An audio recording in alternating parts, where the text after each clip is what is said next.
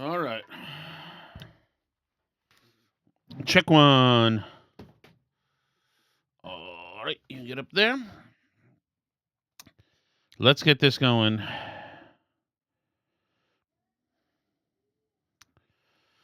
Here we go. Here we go. Check one.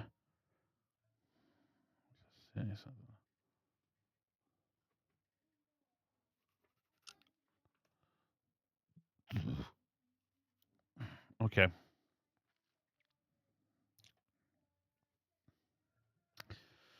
Here we go. 5, 4, 3, 2, 1.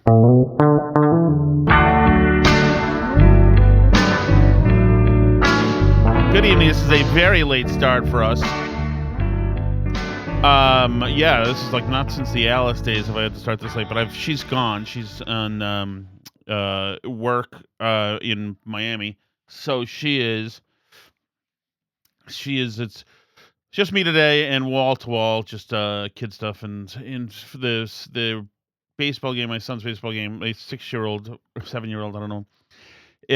Had a baseball game that started at 5:30 and ended at 7:30, which is brutal. The coaches are awesome though. I gotta say something. Like coaches who give a damn and really try to like have your kid take away a skill and get better. I freaking like it's not as much as like a sacrifice as like you know the troops or the military, but there's a place in heaven for these people who are busy themselves. You know, it's mostly dads busy themselves who are who have things to do, who like sacrifice their time to be awesome coaches. And like my son has a couple of those now. How old are you, Cyril? 8. He's 8. My these guys are just great, just great. Um, they don't make the rules, and with time, stuff happens. But they really, they really try to be constructive with the kids. And it makes me, you know, I have to, me and my daughter, and like, I'm like, we got to get this, make him better at baseball. He needs to be better at throwing, catching, and pitching, like everything. He needs to be better, and hitting. Um, because it just kills me. It just kills me because I just don't have time to. For two things are wrong. One, they don't watch baseball unless like Alice tries to now sometimes throw it on, but they didn't grow up like we did, where that there wasn't all that much to do. So it was either going outside and playing baseball or wiffle ball or watching baseball and then going to the Sox game. Like that was in the culture. Even kids who generally for like weren't good at baseball like knew it, understood it. These kids now, and my son is one of them. He's getting better. Like they don't really know what like why they're there. It's not like so many times the ball just popped right past the second baseman, and they're all like looking at like they don't know, they don't think it through, they don't think what they're gonna do in the next thing. If tell them to sorry, I've been mowing the lawn too, and so I get like grass in the yard in my lungs. But they don't know stuff because it's not drilled into them. Like at his age, I was in love with baseball, and that was A to Z everything I loved. I knew the players. I knew how they stood. Like most guys, and some girls did back then. Not now. It's crazy. Girls are great at baseball, but back then it was everything. It was everything. You knew how Yaz batted. You knew how Dwight Evans batted. You knew how that weird way that Walt Rainiac made Dwight Evans bat. You knew how Wade Boggs batted.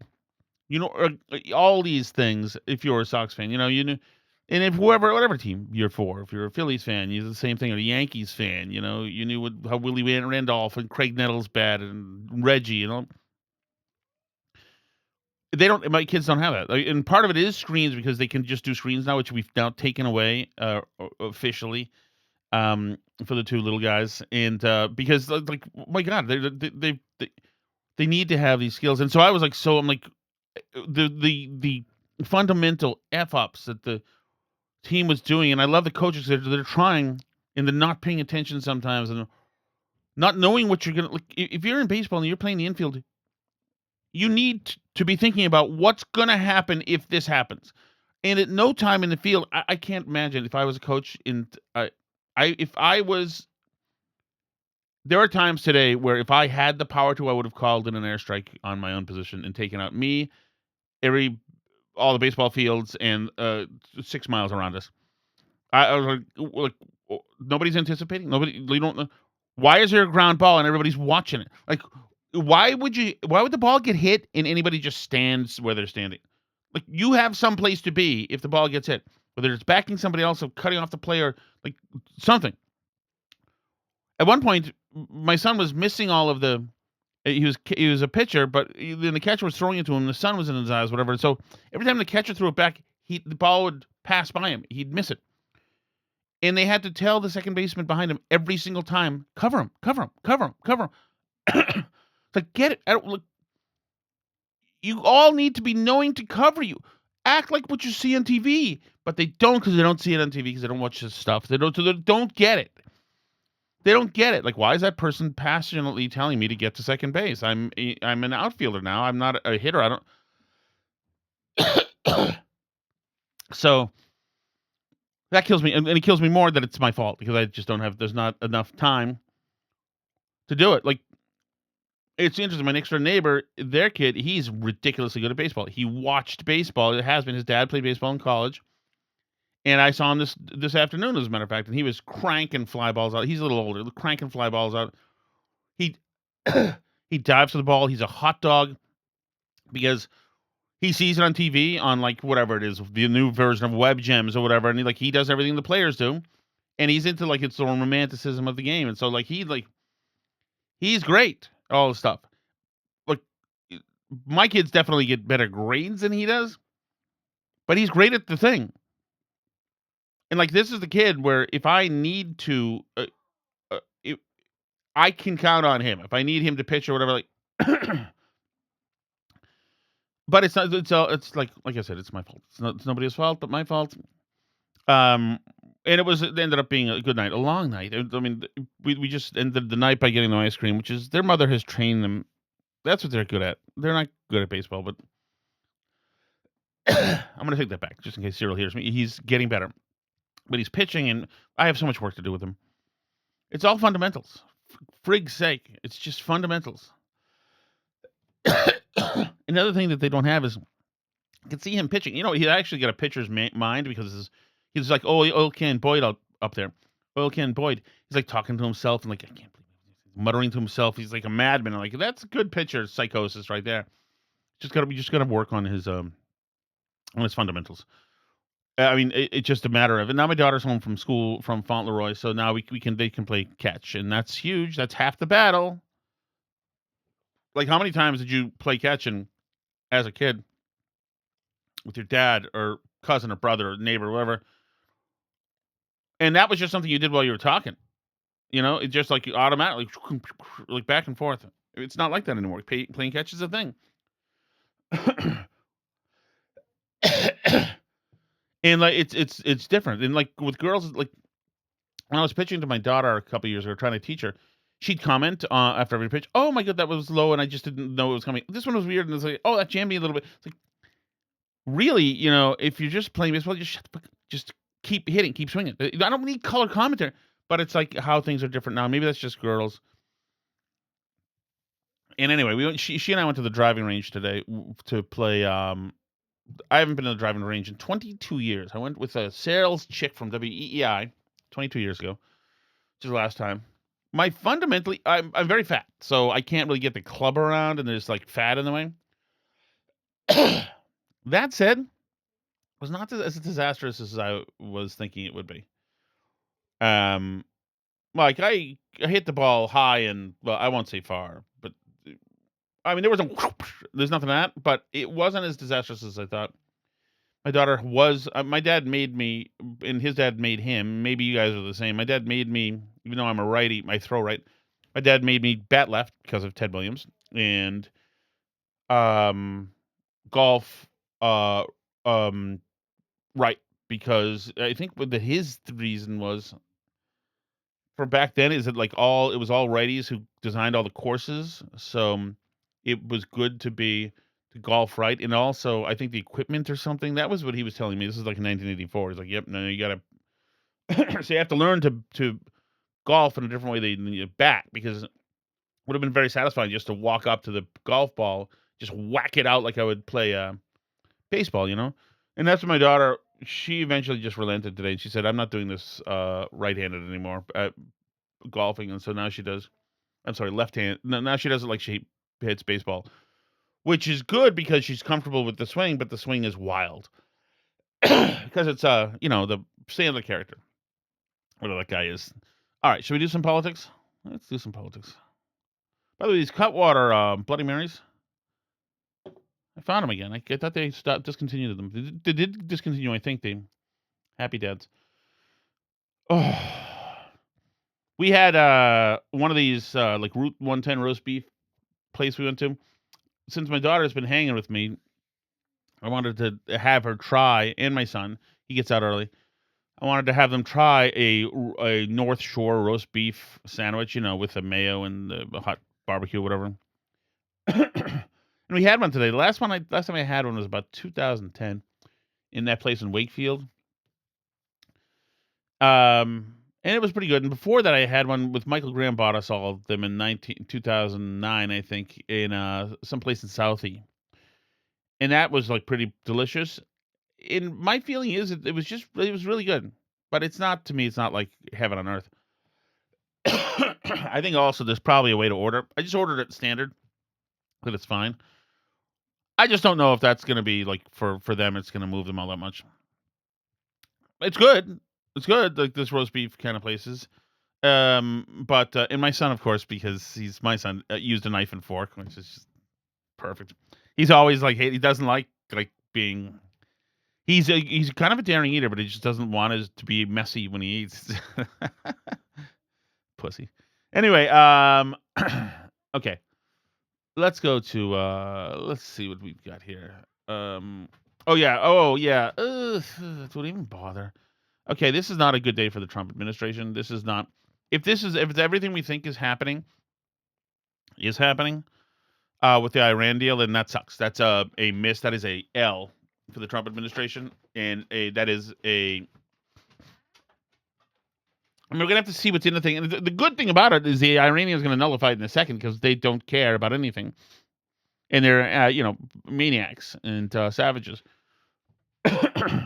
But to make a deal with these guys is a total loss. That is throwing in the towel.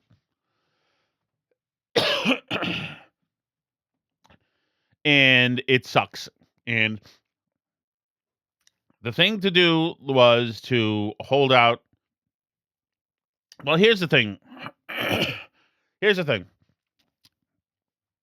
in January, when the Iranians were in the streets, we weren't ready to help them. It's too bad we weren't, but we weren't. Trump then said, hey, we're going to help you. We're going to take care of you. And it took us a month to get going. And by then, the Iranians had slaughtered or imprisoned or tortured or terrorized millions of people. Hundreds or tens of thousands they killed, it looks like. And now it just didn't take this time. They didn't roll to the streets. It didn't seem like we were pushing them hard to. We beat the crap out of Iran's military and whacked a lot of their guys out and, dirtbags. And that's all good. That's fine. I'm glad. But they have it coming. I would just keep bombing the leaders forever. But we didn't get we didn't get regime change. And that's what we really needed. You gotta get these guys out of there. Or else you're just going to reconstitute. They don't care. They don't care about human life. So they don't care. If you squeeze them enough so that they can't pay anybody and there is a revolution and they turn on each other and knife each other, then there's something. But we relented because of gas prices and because of other pressures from the Middle East. And so that's what we have. We have a loser's situation here. Here's J.D. Vance trying to explain. Oh, this is the 15th. Today's the 17th. Here's Trump today. He's at the G7. On Sunday, we reached an agreement with Iran that achieves everything we set out to accomplish, everything and much more. Ending the current conflict, reopening the Strait of Hormuz, and preventing Iran from ever obtaining a nuclear weapon. That's what it was all about. That was about 99%. Iran cannot have a nuclear weapon. Marco Rubio's over his shoulder does not look thrilled, and he has a good point because this could be the end of his political career. They can't develop it, buy it. They can never have a nuclear weapon. At the same time, with this announcement, or close to it, as people started to think it was going to happen when Iran was making some very positive statements, the stock market has surged to record highs. picking up thousands of points over the last short period of time, thousands of points. And oil is dropping like it has never dropped before, at levels that went in numbers, down $7, down $8. They've never seen anything like that. But if we didn't do this deal, we could have dropped more bombs for another 3 weeks, 2 weeks, 4 weeks. Let's do it. 2 years. You would never have the Hormuz Strait open. You would never have success. That's his failure. That is Trump's failure. Have the Hormuz Strait open. How about we just have it open? You can't let these guys close it. Now we're gonna send them money too. What a fucking embarrassment. Your market would have, instead of going up at levels that nobody's ever seen before, would go down at levels that nobody ever saw before, maybe except for 1929 or whatever. And you know, all the tough guys don't realize that this wasn't a 3-month deal. This was years in the making. You know why? Because I was the one that killed General Soleimani. And if I didn't kill General Soleimani, we probably wouldn't be talking right now about this deal, because he was a mad genius. They never were able to replace him. But a lot of people forget that. The tough guys, you know, the tough guys that would drive the country right down the tubes. The past 2 days have provided... Yeah, I mean, we'll listen to more of this, but I mean, it's not a good situation. The Iranians won. We blinked, and they didn't win the conflict. But at the end of the day, they get everything they want. They get a new JCPOA, and they get they're going to build their stuff. They're going to do terrorism. They're going to reconstitute. Somehow we're going to give them money? What the is that? Provided a chance to discuss the details of this historic agreement with many of our closest friends and allies, including the G7 nations and many presidents and prime ministers. As you saw, Prime Minister Modi was here. We had a long talk. He's a great guy. They are thrilled that we made a deal. Every one of them. There's not one nation that came to us and said, please, sir, keep dropping bombs on them. Please keep dropping bombs. The stupid people say that. But I'm thrilled to report, and by the way, those last 2 days were brutal. $200 million worth of bombs. And, you know, it is expensive too, by the way, aside from everything else. And they knew I was coming for a third night. We informed them we're coming for a third night. They didn't have their Navy, it's sunk. They didn't have their Air Force, it's gone, not one plane. They didn't have anti-aircraft equipment, so we got free reign. They didn't have their leaders. But they have a new group of leaders that I think is, actually, I think they're smarter. I think they're very smart. I think they're far less radicalized. And I think they're really good. They love their country. You know, you talk about regime change, nobody will say that, but I guess that's, look, their one set of leaders is all gone. Their second set of leaders is all gone. Their third set of leaders a little bit gone, but for the most part, and frankly, I think that's regime change. I think they're going to behave much differently. I think they see a different way of life. Okay, the U.S. Here's the memo of understanding. The U.S. And Iran and their allies declared immediate and permanent termination of a ceasefire. In other words, the deal will confirm the termination of war. The United States and Iran undertake to respect each other's sovereignty and territorial integrity, and to refrain from interfering in each other's internal affairs. Like, why do these guys have a leg to stand on, and they're not going to respect that? The United States of America and the Islamic Republic of Iran commit to negotiating and achieving the final deal in maximum 60 days. Yada, yada.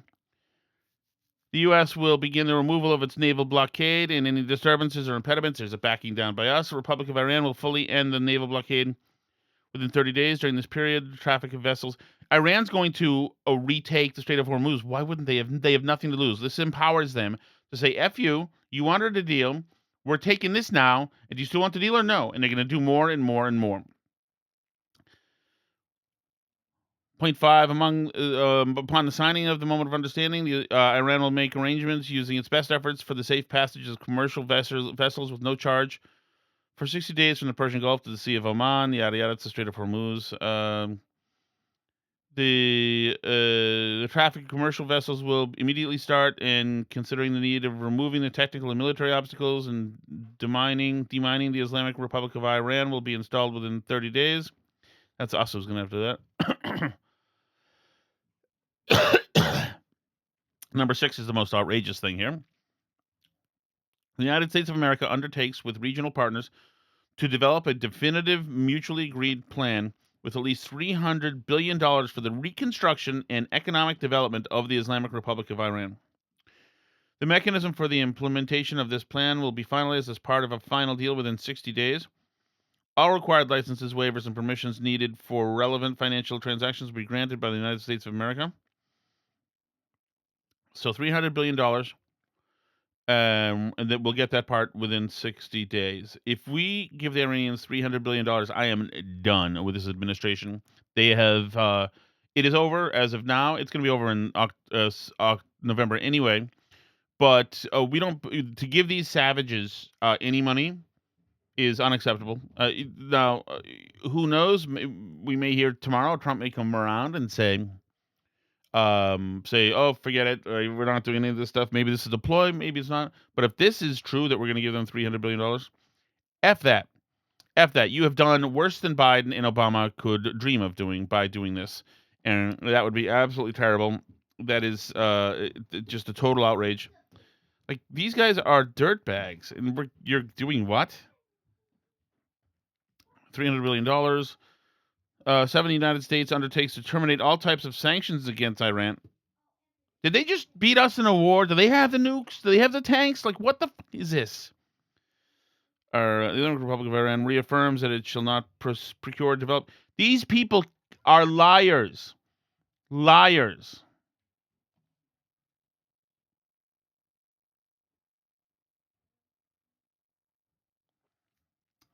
Pending the final deal, the United States of America and the Islamic Republic of Iran.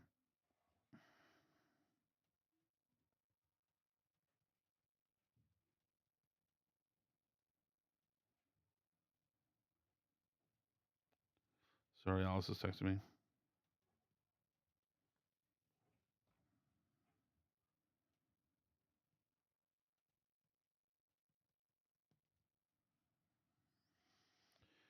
Let me get back to this.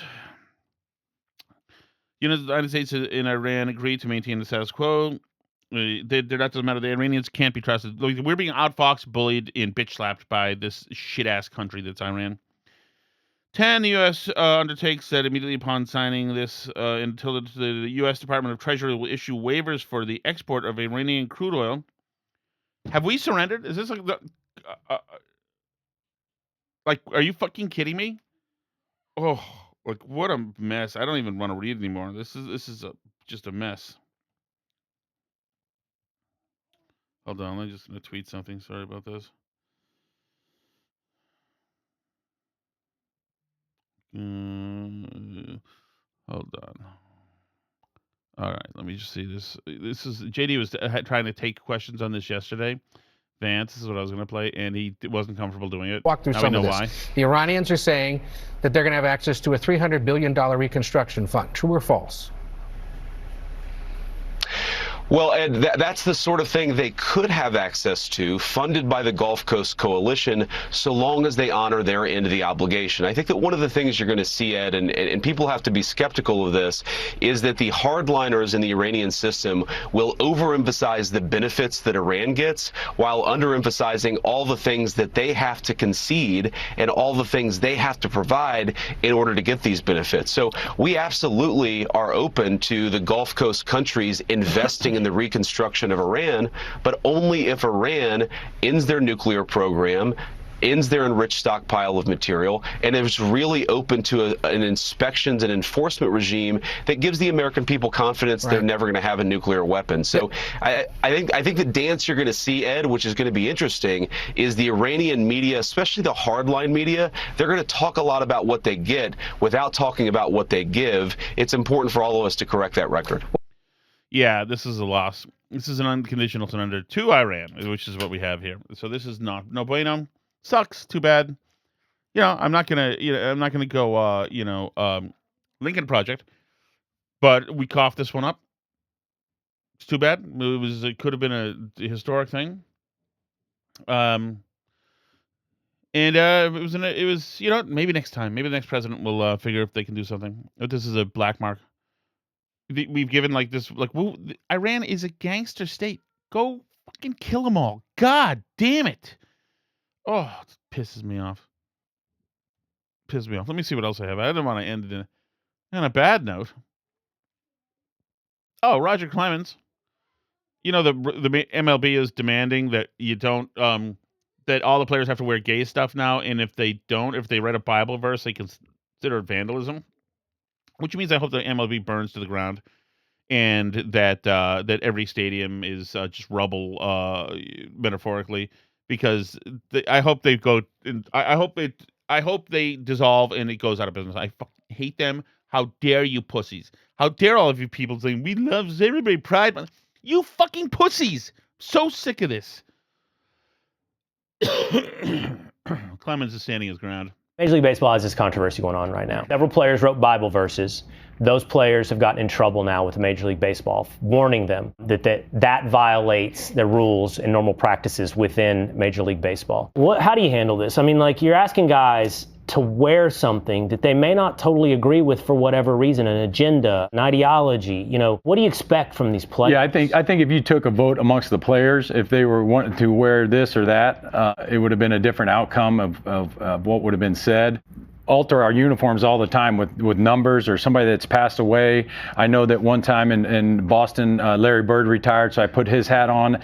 They put 33 and a silver marker on the hat so I could honor Larry Bird.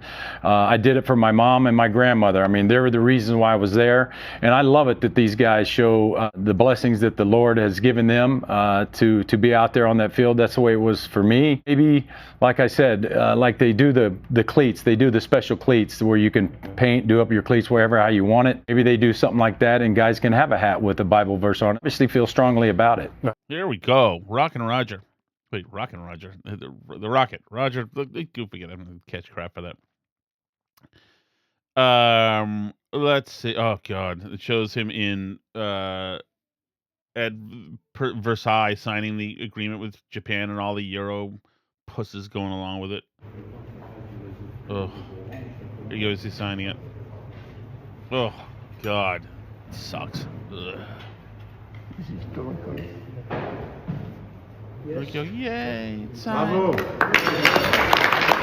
Oh, you pussy. Oh, Trump, man. Oh, you coughed that up. CNN's salty that the reflecting pool has stuff in it.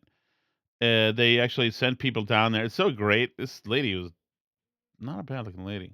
We're going to scoop up a water sample to see if we can get this tested. CNN independently took the sample of water and consulted with a pool store that regularly tests water to help read the results.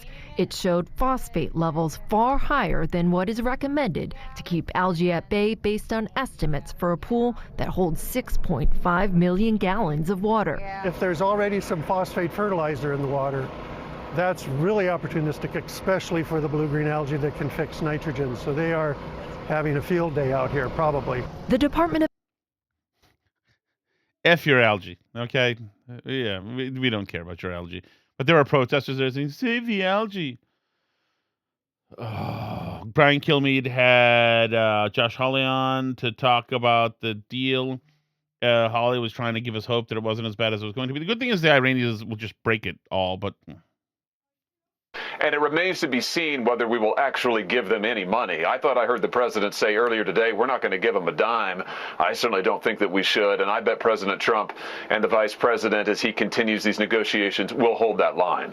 But, Senator, they are allowed to sell oil, and they have more oil than just about everyone, including Iraq. And that will be the first time in decades they're able to sell oil on the open market. They're usually using ghost fleets and rusted out tankers to deliver it to our let's say our rivals like China and China. Your thoughts about the fact that everyone agrees they're allowed to resume oil and petroleum sales? Sucks. I thought your last guest, I thought the ambassador had a good point there about potentially using escrow accounts, ways to track to see, first of all, if they're living up to their other obligations under the memorandum before we release any of that sales, before we allow them to get their hands on the money, and then using accounts that will allow us to ensure that they're not spending that money on terrorist activities, on nuclear enrichment, and so forth. Ugh. Oh, God, terrible. Absolutely terrible. Now, the least surprising thing in the world is Democrats hate the country, even as we're coming up in the 250th. One of the most stunning divides that we have seen. You know, we're talking about polarization in politics. It even comes down to what you believe July 4th actually is. Like, what does July 4th mean to you? Celebrate America, friends and family time. Among Republicans, what do you see? You see the clear majority say it's a time to celebrate America, 65%. Among Democrats, however, the plurality disagree. Look at that. What do you see? Friends and family time at 42% versus just 24% who say that what it means most to them is to celebrate America. So even on the basic question of what July 4th means to you, we have Republicans on one end saying celebrate America, more of them say that, and Democrats on the other end saying that it means more to them to have time with friends and family. What do they say about the flag? Yeah, okay, so what do they say about the flag? Even on the basic level of flag, look at this. Look at how we have an increasing polarization on this issue. We'll display the flag on July 4th, the American flag. Back in July of 2001, look at this. You had 68% of Republicans, 65% of Democrats saying that they would, in fact, display the flag on July 4th. You come over to this side of the screen, Republicans basically are where they were 25 years ago, right? 64%. But look at that Democratic percentage. Absolutely plummeting. Just 27%. Are we shocked? Democrats hate America. Of Democrats say they will, in fact, display the flag on July 4th. Democrats and Republicans in different camps, even on the simple question of displaying the flag on July 4th, a polarization, a split that simply put did not exist a generation ago. What about the sloganeering about proud to be an American? Okay, what about this idea, are you proud to be an American? Extremely or very proud to be an American? Again, look at this divide, a growing divide on this question. Back in January of 2001, 90% of Republicans, 85% of Democrats. This was after a very contentious 2000 election, keep in mind, right, with George W. Bush coming into the White House. You come over to this side of the screen in 2026, look at this. Again, the Democratic percentage absolutely plummets to just 29% of Democrats say they're extremely or very proud to be an American. That Republican percentage, the exact same, 90 and 90. The Democratic percentage, what is that? That's basically a third of the level that it was just 25 years ago. I think you're right to point out that this was a time. All right, here we go. Harry Ensign, by the way, when Barry Weiss takes over CNN, we keep him. I think John Berman's sensing it too. Some psycho, I didn't even hear this, but I saw it everywhere, so I just grabbed it. This lady walked out of a restaurant because they were playing the national anthem. Oh, that means that she's just a normal, standard Democrat then. Here's a normal standard Democrat, angry. I'm not doing none of this.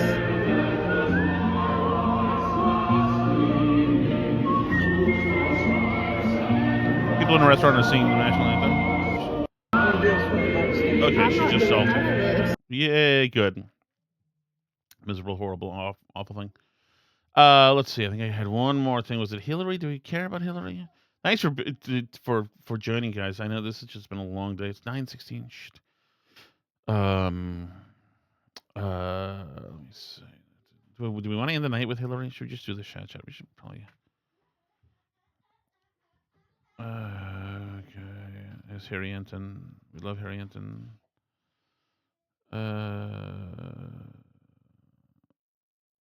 Okay. Now we'll do Graham Plattner tomorrow. We've done enough of that about that stuff. Hillary said Joe Biden shouldn't run. She's a loser. She's a lifelong loser. She really is. Another terrible candidate. Like, when are the Democrats going to get a good candidate? They're saying Kamala's winning in the polls. Are you effing, like, what are those voters? These people are freaking crazy. You can't find one normal person anywhere? You all have to hate Israel? You all have to be pro-socialist? Like, you're all for butchering kids through the LGBTQ thing? Like, what a bunch of psychos. Let's do the chat. Oh, okay.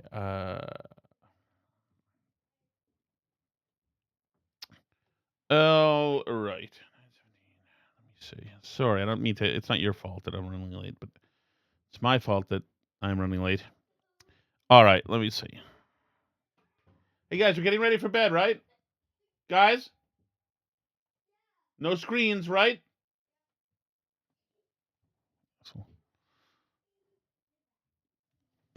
Hey, Tom, just want to compliment you on Tim. the Eddie Edelman tribute episode. I think it was 1536 the other night. Thank you. Awesome job.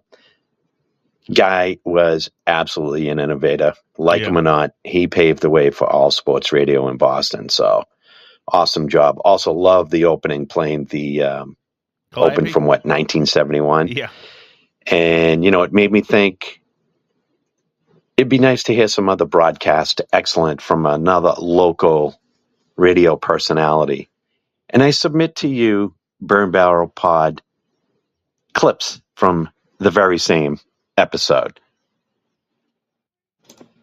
Wait. I don't know what this is. I don't know why that keeps happening. Maybe some kind of watermark. Oh, there's more. Where is it? What was that? Where are you? So he's done what you do to stay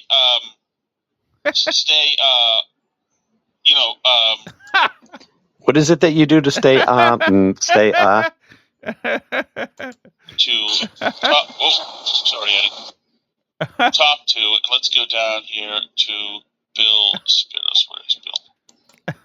Hall of Fame material there, my friend. I just want to know who's editing the editors. Seriously, though, nice job. Thank you, Tim. Thank you. You know what's interesting? The way you clicked on that thing sounded like when with Murchison was clicking. Interesting. Was there a double agent? Just saying. That's funny, Tim. I appreciate that.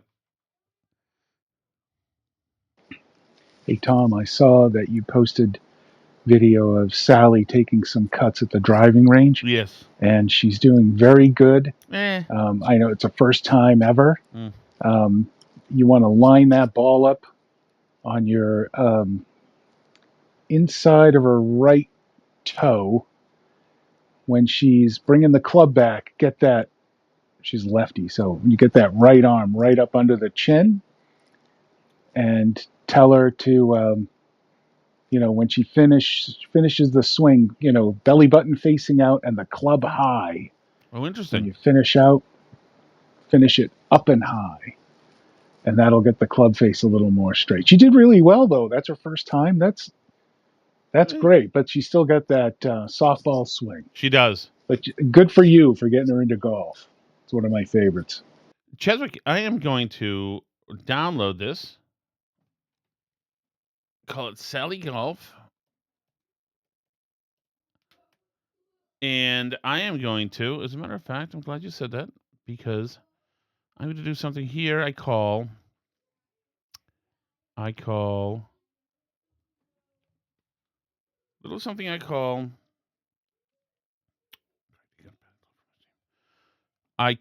using, here we go, airdrop. I'm airdropping this to me, and I'm going to send it to Sally Shadigan. Here we go.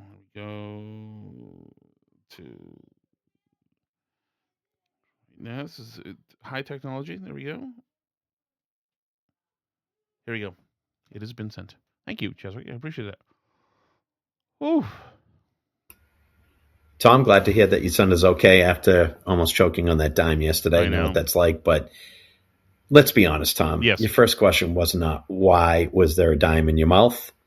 Your question was absolutely where did you find it, and are there any more that I could have? I got to tell you, I was wondering, is there a stockpile of coins in this house somewhere? Because I didn't know there were any. But yes, there were. He found the dime. I'm glad it wasn't a bigger coin, because it's the first time I've done the Heimlich. Alice has done it a few times, but it's the first time I've done that. And I didn't understand, maybe a coin? What does that mean? Maybe a coin? What are we doing here? How serious is this? But it was definitely it was not going to be bueno. Especially since we've been cleaning the house, but it's not quite EMT ready as yet. Okay, guys, you're great. Thank you so much. Thank you, everybody. Thanks for hanging in there. I apologize that it's so late. You guys are great. Let me check the chat. Hold on. I guess all those people just pull the covers off their pools and swim because treating water is bad. That's a great point. Thanks, guys. Oh, man. We went to Carter's Ice Cream tonight. I hope there's some left because it's so good. It's up in Bradford, which is part of Haverhill. If you're ever fortunate enough to be up here, check it out. C'est la vie.